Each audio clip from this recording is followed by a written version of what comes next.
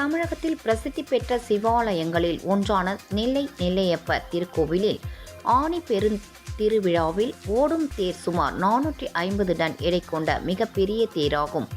இது ஆசியாவிலேயே அதிக எடை கொண்ட தேர் என்ற பெருமையும் பெற்றதாகும். இந்நிலையில் தேர் நிறுத்தும் இடம் சாலை விரிவாக்கம் பணியின் போது பள்ளமான பகுதியாக மாறியது.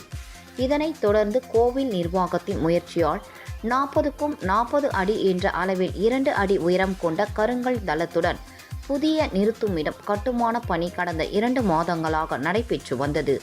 இதன் காரணமாக தேர் சுமார் 10 அடி தூரத்திற்கு தள்ளி நிறுத்தி வைக்கப்பட்டிருந்தது. இந்நிலையில் புதிய நிறுத்தத்திற்கான கட்டுமான பணிகள் நிறைவு பெற்றதை அடுத்து தேரை புதிய நிலையத்தில் சேர்க்கும் பணி இன்று நடைபெற்றது.